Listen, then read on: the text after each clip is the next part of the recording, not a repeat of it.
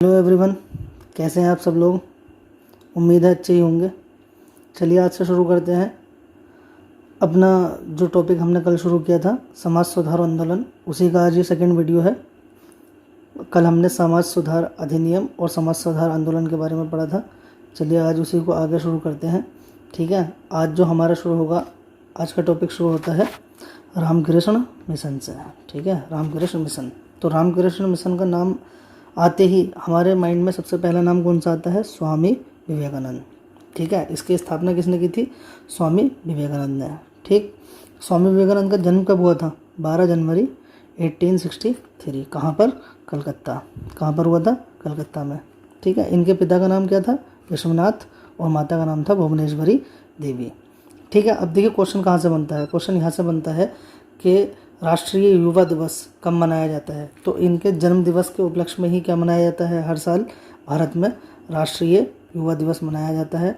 ठीक, युवा दिवस कब मनाया जाता है हर साल भारत में? 12 जनवरी को। ठीक है, इनके जो बचपन का नाम था वो था नरेंद्र दत्त। क्या था इनके बचपन का नाम? नरेंद्र दत्त। ठीक, इनको जो स्वामी की उपाधि मिली थी, इनको जो मिली किसकी उपाधि? स्वामी की उपाधि। इनको स्वामी की उपाधि दी थी महाराज खेतड़ी ने। किसने दी थी? महाराज खेतड़ी ने।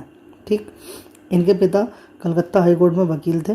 ठीक है, यानी इनके पिता का पेशा क्या था? वकालत था। कहाँ पर? कलकत्ता हाई कोर्ट में। इनका जन्म भी कहाँ पर हुआ था? कलकत्ता में। ठीक है, चलिए, पिता कलकत्ता हाई कोर्ट में वकील थे और माता क्या थी इनकी? माता एक आध्यात्मिक महिला थी, मतलब पूजा पाठ उनको ज़्यादा पसंद था, ध्यान लगाना ज़्यादा पसंद था। और अपनी माता का ही इनके जीवन पर क्या था?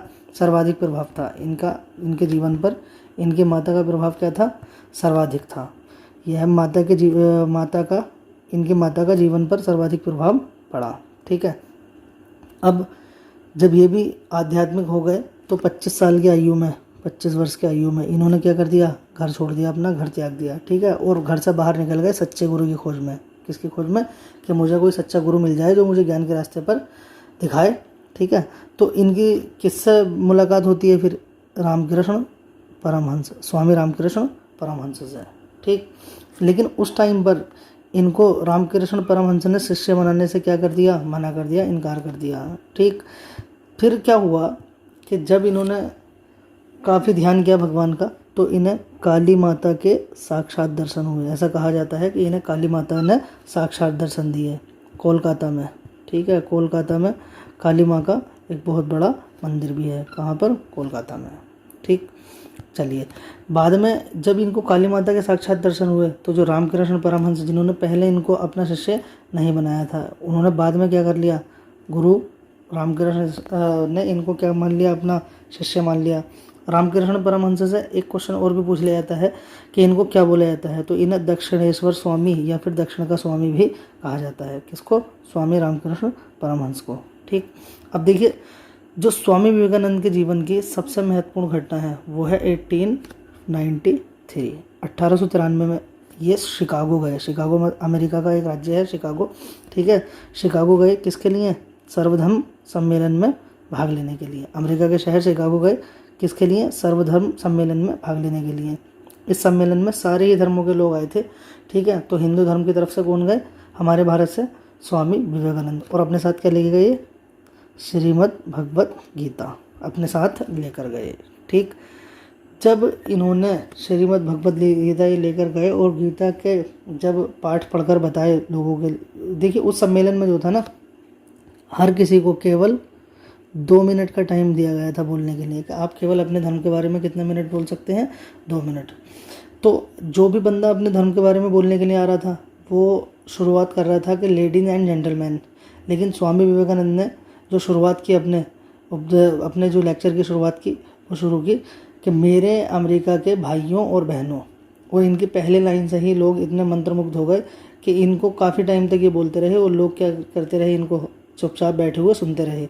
और जब ये स्टेज छोड़कर आने लगे तो फिर लोग कहने लगे कि वंस मोर वंस मोर। ठीक, अब आगे क्या होता है? ठीक है, इसी सर्वधर्म सम्मेलन से संबंधित एक घटना और भी है। जब ये अपने साथ श्रीमद् भगवत लेकर गए तो वहाँ पर जो था, सबसे ये बोल दिया गया कि जो भी अपने साथ लेकर आए हैं, जो भी किताब है, वो सामने वाले अपने टेबल पर रख दीजिए। तो इन्होंने जब अपने भगवत गीता, ये सबसे आगे बैठे थे क्योंकि लाइन में, इन्होंने जब रखी तो उसके ऊपर और भी बहुत सारे जो धार्मिक किताबें थी अलग अलग धर्मों की, वो आकर क्या है उस पर रख दी गई। तब एक अंग्रेज ने इनसे मजाक करते हुए ये कहा कि भाई जो आपकी जो गीता है जो आप लेकर आए हो वो तो क्या चली गई, सबसे नीचे चली गई। तो फिर इन्होंने देखिए कितना ज़बरदस्त जवाब दिया।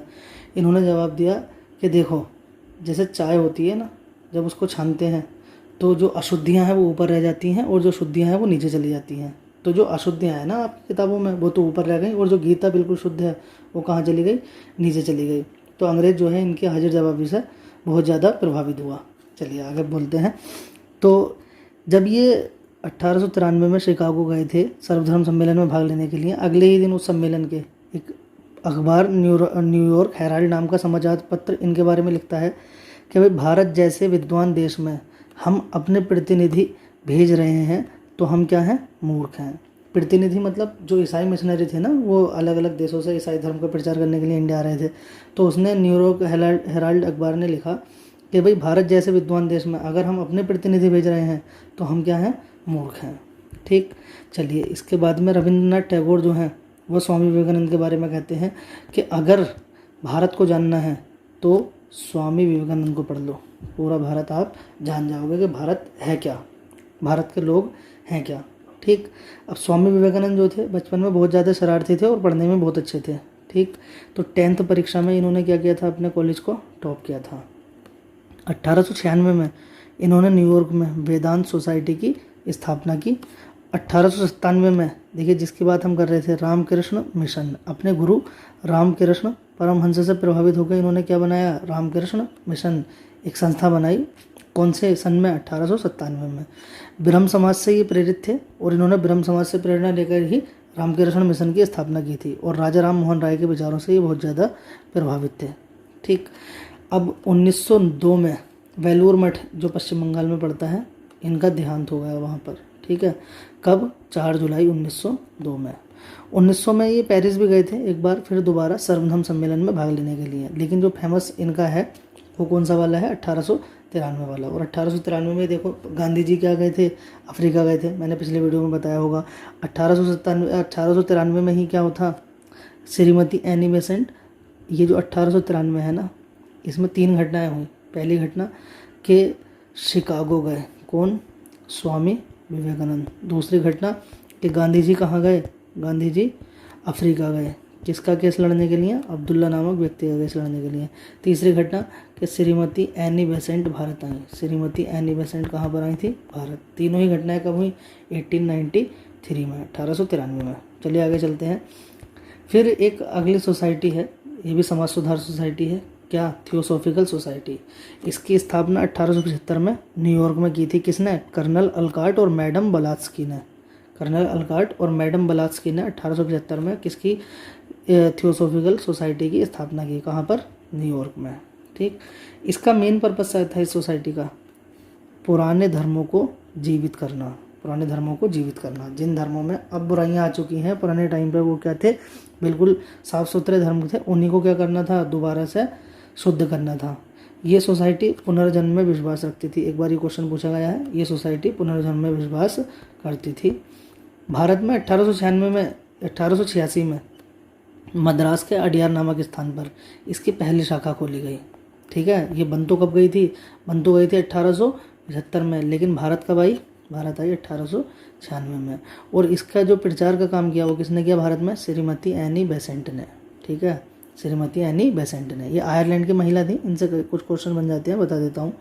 आयरलैंड की महिला थी, 1893 में भारत आई थी, अभी ऊपर बताया भी है मैंने। दूसरी खास बात, 1917 में भारतीय राष्ट्रीय कांग्रेस के अधिवेशन में ये क्या बनी, अध्यक्ष बनी और प्रथम महिला अध्यक्ष बनी। ठीक है, भारतीय राष्ट्रीय कांग्रेस की अध्यक्षता करने वाली ये पहली महिला थी।